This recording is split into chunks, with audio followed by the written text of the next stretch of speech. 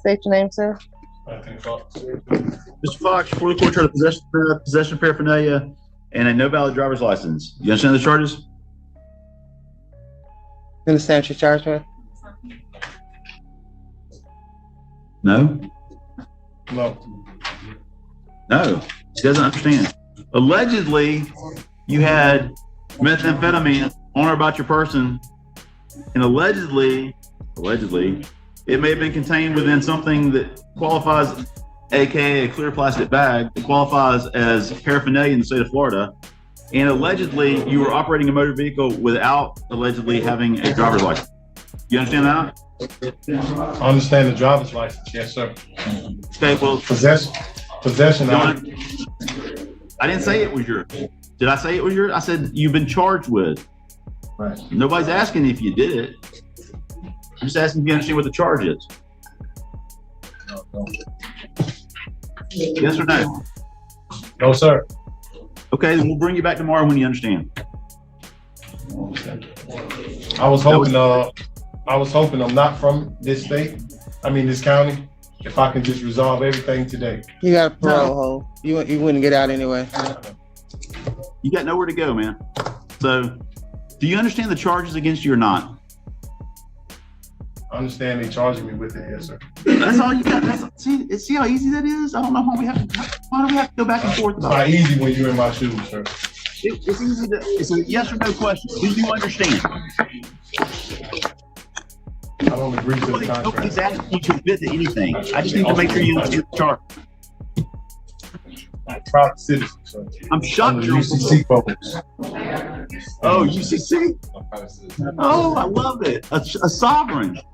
Golly Moses, I love those. Hey guys, welcome back to the channel.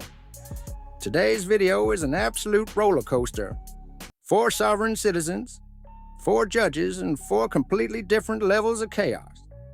Each showdown gets more unhinged than the last, and trust me, you're not ready for how wild this lineup gets. We're starting off down in Florida with our very first sovereign citizen of the day, so grab your seat, buckle up, and let's dive straight into the madness. Mr. Fox, crap in one hand, hope in the other, and see if that helps. Onset at 5,000 the meth, 1,000 paraphernalia, 500 on the driver's license, which oddly enough, the Supreme Court said you do need to drive. Court date is February the 17th at 9 o'clock, but you're not going anywhere because you got that probate or that parole. Step to your right to the T. Mr. Fox, when you sue me, make sure you spell it with 2 N's. I want to make sure that the AG's office gets involved. You don't have to worry about that, sir. I'm peaceful. Sign where the light is for your copy of that. I've got to admit, this judge is one of my absolute favorites to cover. Every time he steps into frame, you know you're in for something special. He's quick-witted, effortlessly entertaining, and always armed with the perfect comeback for whatever chaos a sovereign citizen decides to unleash. Watching him handle the madness is half the fun, and today's moment is no exception. All right, it's off the 11 o'clock calendar. Mr. Calzada, could you please turn on your video for me?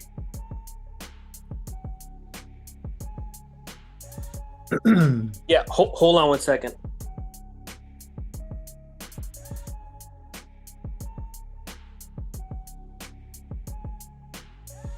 All right, good morning, Mr. Calzada. You're here for arraignment, so could you please tell me your full legal name? I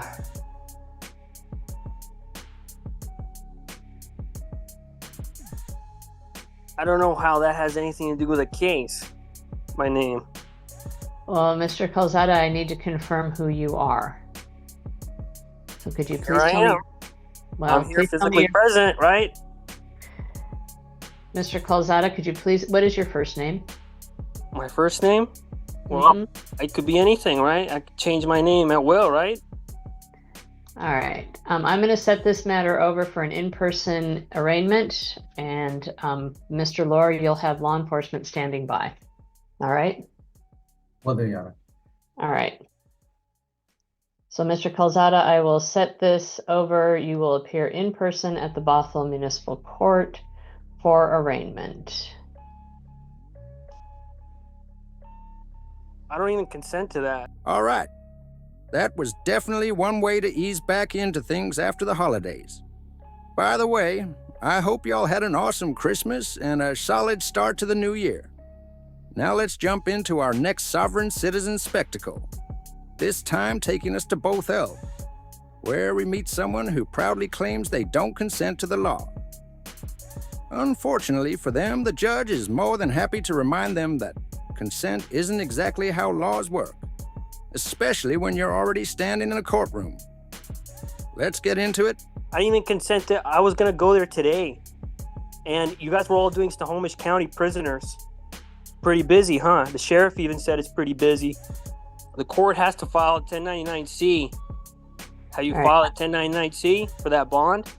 You don't need voter approval for that, don't you? Those bonds. How much are the bonds? Mr. Calzada, I'm going to set this to December 31st at 1:30 in the Bothell Municipal Court in person. You will need to be there for arraignment, okay? So I will see you in person at the Bothell Municipal Court at that time, all right? Looks like there's no free will then. So then what am I doing here then? Hold on, what am I doing here? Well, right now you are not responding to my questions. So Well, you're not responding to any of my I don't have a problem of answering any of your questions, but I have a couple questions first. I have to understand too. I don't understand what's going on. I don't know everything. I'm not perfect. And yet somehow he's still required to show up. Funny how reality tends to ignore sovereign citizen logic, isn't it? Maybe it's just me, but his voice has this strangely cartoonish vibe. Like he's trying way too hard to sound commanding while accidentally slipping into Saturday morning children's show territory. The more he talks, the more it feels like we're listening to a knockoff cartoon character attempting to lecture an actual courtroom. Come in person so that we can be sure that you understand what's All going on. right, great. I'm glad. It's definitely implied, isn't it? It's not expressed. It's implied. December 31st at 1:30 in person. December 31st at 1:30, I'll be there. Very good. We'll see you then. Yeah, nobody's perfect. We all get that. But let's be real for a second. The issue here isn't that you don't know everything. The problem is you're not demonstrating even the basics of what actually matters in this situation.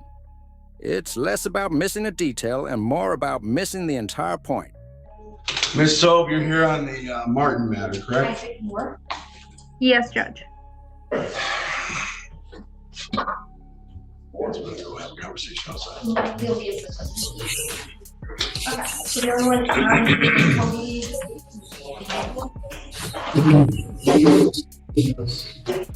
all right, today is the date and time set for a hearing in this matter with regard to a bond violation.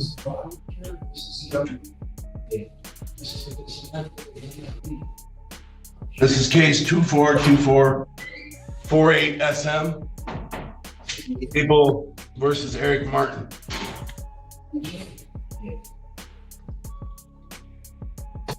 Everybody hear me?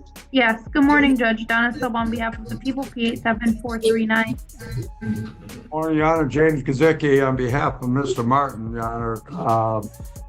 I have a motion to make. All right, go ahead. Your Honor, I was making a motion to withdraw. I've had contact Mr. Martin before in other matters, and there's no attorney-client communication in this matter. We're talking about different things, and there's just no way of moving forward that I could adequately represent him, Your Honor. So I'm asking to withdraw. Your motion to withdraw is granted. Mr. Martin, would you like a different court-appointed attorney? Yeah, I guess so, since he shows his willingness not to want to do his job and help me out, and he's misstating, making false statements. You're talking about there's a lack of communication. It certainly ain't on my part. I was pointing out to him relevant defenses. He just didn't want to do his job. That's clear what he made of me. So, Mr. Martin, I have found Mr. Gazicki to be a very competent individual, a very competent attorney in many, many cases. I've seen many trials, hearings, motions, practicing in front of this court, and I find him to be very competent. If you make one more negative comment about him, I'll hold you in contempt of court. I don't do that. We don't act like this isn't the Jerry Springer show. This isn't going to be a bunch of name calling. You're going to knock it off. Knock it off, Mr. Martin.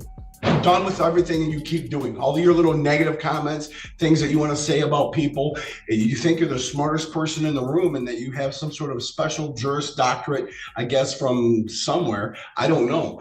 All right, that officially wraps up that video. I actually stuck around on the 31st hoping to catch his next appearance, but either he ditched the hearing or just never made it online. And since Bothell usually uploads most of their proceedings, I'm betting he didn't show, so a bench warrant is probably already brewing, meaning we'll be seeing him again sooner rather than later. Now let's shift gears and head over to Judge Slavin's courtroom, where we're checking back in with a very familiar face. Eric Martin, one of the all-time highlights and a guaranteed source of courtroom chaos every time he walks through the door. But you don't have the first clue when it comes to things, and you talk about that. And so Mr. Gazicki is saying that he's trying to talk to you about actual legal defenses, and you're trying to bring up some kind of other stuff. And so I'm going to grant his motion. Do you want, all I asked you was this. I didn't ask you to give me a commentary about Mr. Gazicki or what you think he can do, because I've always seen him to do his job every single time he does a file.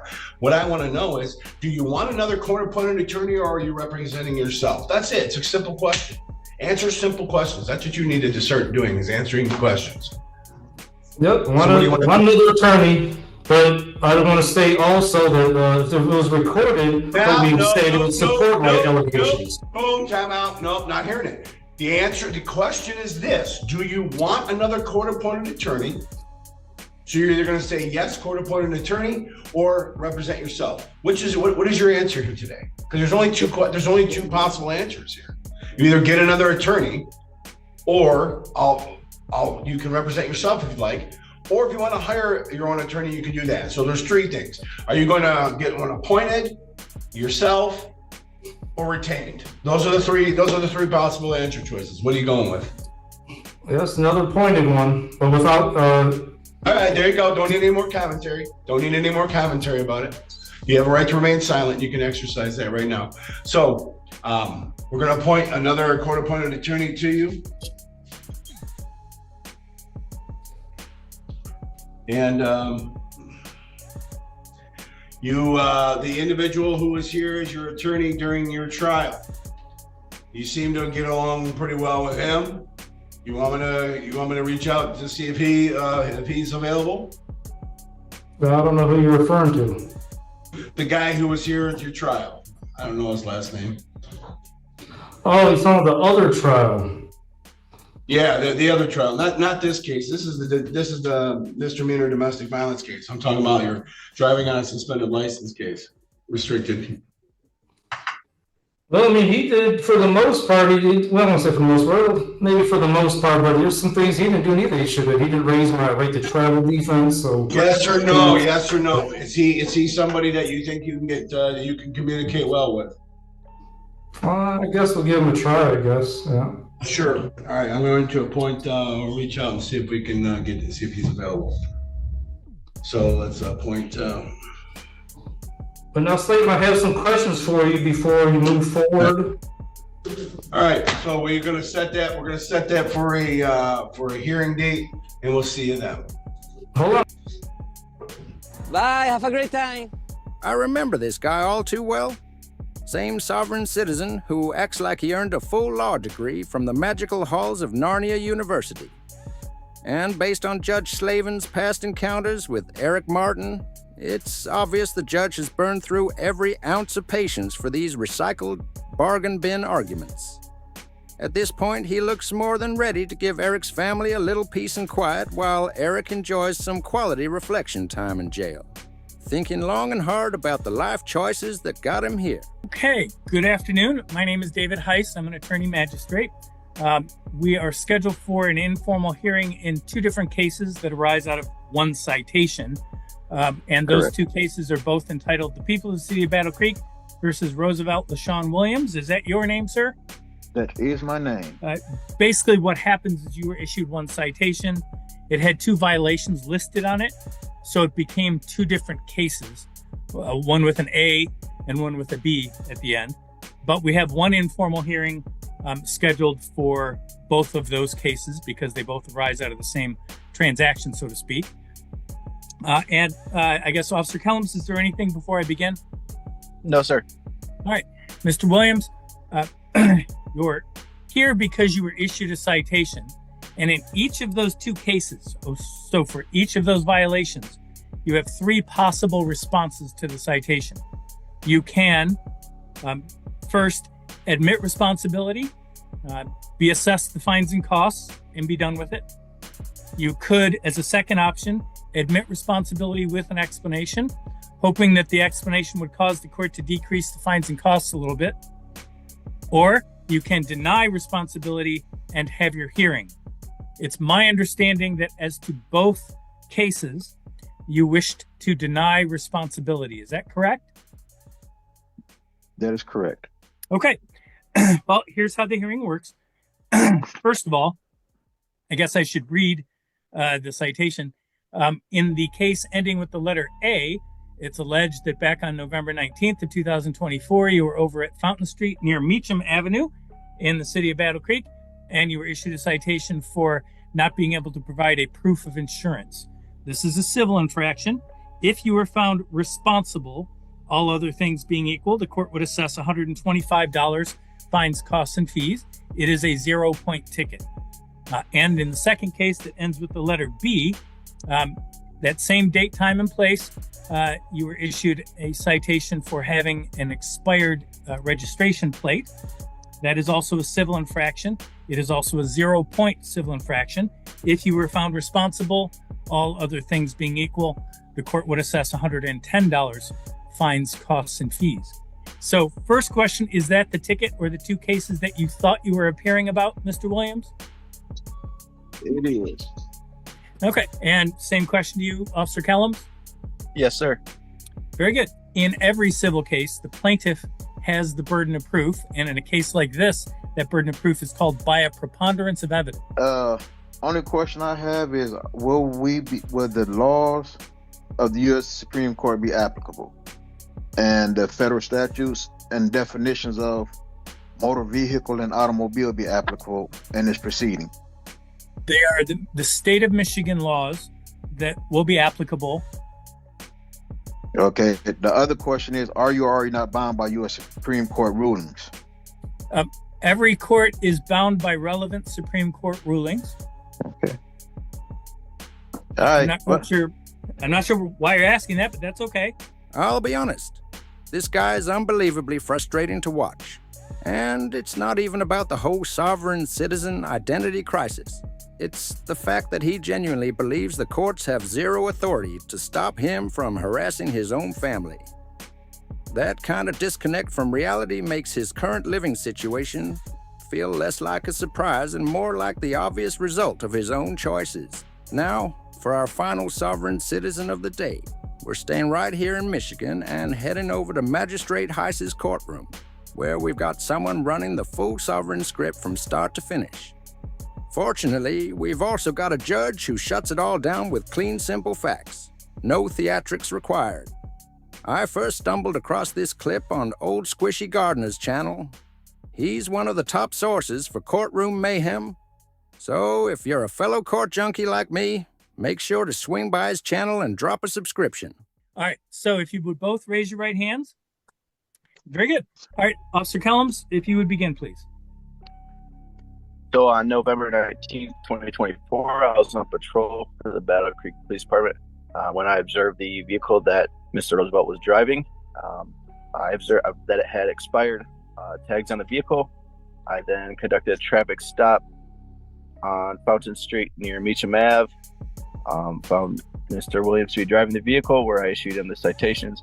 When speaking with Mr. Williams, he could not provide insurance and his tags were expired. Okay. Do you happen to know when they expired? I do not off the top of my head, sir. Okay. What made you think they were expired? The wrong color and the wrong year on the plate itself, or some other Yes, thing? sir. Yes, sir. All right. Did Mr. Williams say anything to you during the stop about having insurance or not having insurance, or anything about the tags on the plates, anything like that?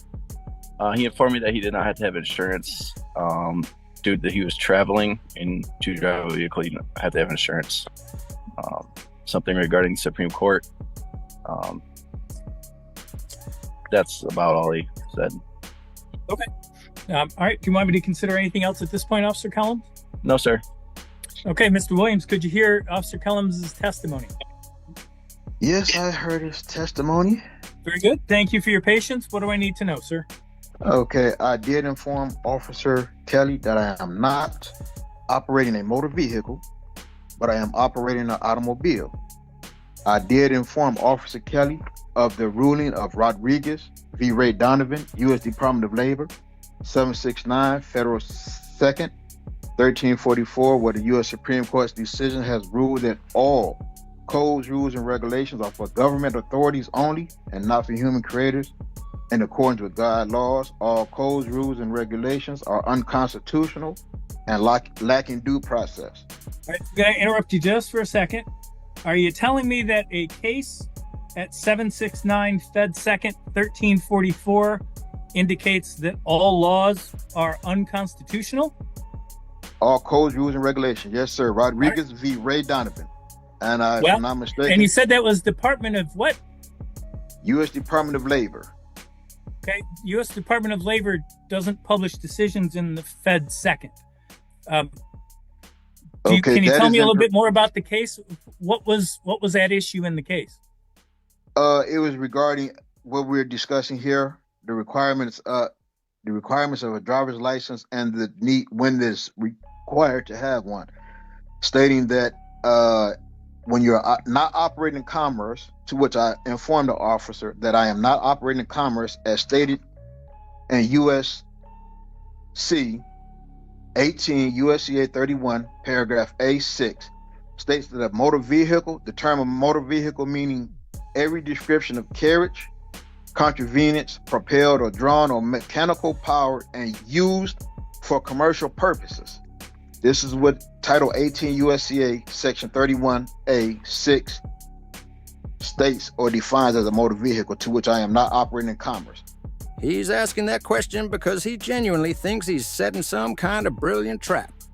Like getting the judge to confirm they follow Supreme Court precedent somehow puts him in control. But it's nowhere near the gotcha moment he imagines. In reality, it's the courtroom equivalent of asking a math professor if they plan on using addition and subtraction during a math test. It's obvious, it's standard, and it does absolutely nothing to help his argument. I'm not using... For the purposes of that particular chapter of the United States Code, it would not control what happens in terms of the Michigan legislature defining in Chapter 257 what a motor vehicle is, and an automobile under Michigan law is a motor vehicle. But okay, continue. Right, a motor vehicle, which is described as anything, even by the Michigan compliance statute of 751, which you just stated, is determined as something that's transporting goods, which I'm not transporting goods. I understand your position, and I can tell you that position doesn't happen to be legally correct. But go ahead. So you're basically stating that there's a misinterpretation of what's in black and white? No, I'm telling you that you have misinterpreted the application of 18 USC 31A6 and 769 F second or Fed second 1344. Okay, but, well, I see what I've heard your argument. So there will be no further arguments because I see that you're not going to agree to, because like I said, when I've given it to you, the cases where they're like Shapiro v. Thompson, where the U.S. Supreme Court has said that a driver license is not a requirement, that you're trying to convert a right into a privilege, to which is covered by Article 1, Section 8. I'll ask you this. Is that right, the right to travel? That is a right to travel, convey, however you want it, by the Well, the U.S. Constitution. What you just told me was that somehow but regardless, am trying to convert a right into a privilege. Now, the question I have for you is, what right has been converted to a privilege? My right to freely travel Very encumbered good. and Now, unfettered. I will ask you this. How is your right to travel removed by receiving the citation? By trying to require me to have a license to operate a automobile, which is my private vehicle. Okay. All right. Is there anything else you want me to consider? No, sir. This is one of those topics that keeps resurfacing, and I've never really given it a proper breakdown. So here's the quick, straightforward version. Yes, 18 U.S.C. paragraph 831 uses the phrase motor vehicle, and yes, it generally refers to vehicles used in commerce. But the very first line of the statute spells out something everyone keeps missing. The definitions only apply to that specific chapter. And once you go through the entire chapter, only 2 sections even mention motor vehicle, and 3 use the word vehicle, one of which refers to space vehicles. And no matter how passionately someone argues it, your Honda Civic is not a space vehicle. As for the case he cited, Rodriguez versus Donovan, I have no idea why he tried to use it. That case dealt with IRS benefits and a situation where the Supreme Court told a district court to take jurisdiction after it initially refused. It has absolutely nothing to do with the Supreme Court declaring all laws invalid, despite how dramatic people try to make it sound. The Michigan motor vehicle laws, including the laws that require you to carry insurance, that require your vehicle to be registered, and require that registration to be current, do not run in violation of any right to travel under the Constitution or the United States Supreme Court decision that you have cited. In fact, Michigan courts have held that essentially the right to travel means the right for you to move from A to B, not the right for you to travel from A to B under your most convenient way. So you could walk from point A to B all you wanted. You could take a taxi or an Uber or a plane or a train or a bus. But if you wish to travel by using a motor vehicle, the Michigan laws are applicable and don't unconstitutionally interfere with the right to travel. It doesn't convert the right to travel into a privilege. You are not denied the right to travel. You may be denied the privilege of traveling via a motor vehicle that you are operating. So, okay, so that is what the law says, and that's what I'm finding. Is there anything else you want me to consider about that finding? Shuttleworth v. Birmingham, U.S. 147. Do you mind telling me what the U.S. Supreme Court ruled in there? U.S. 147 doesn't give me the site of a case. That's an incomplete site of a case. Okay. It was Shuttle. And if you wish me to consider the case, why don't you tell me what was at issue in the case and what year it was decided? If that's really the whole foundation of his argument, then the outcome is pretty simple. He's guilty. And here's where a lot of people get confused. The exact phrase, right to travel, isn't written anywhere in the Constitution. What does exist is a long-recognized unenumerated right that the Constitution protects. The Supreme Court has affirmed this over and over, including in major cases like Shapiro versus Thompson, which makes it crystal clear that the freedom for citizens to move freely between states is a core part of our constitutional structure. Interview 2, come on, magistrate. Expecting him to accurately cite a Supreme Court case is like expecting him to explain the science behind his own lunch. It's just not happening. And to make things worse, sovereign citizens constantly twist the meaning of Shuttlesworth v. Birmingham. That case dealt with civil rights violations and the freedom of assembly, not the constitutional right to travel.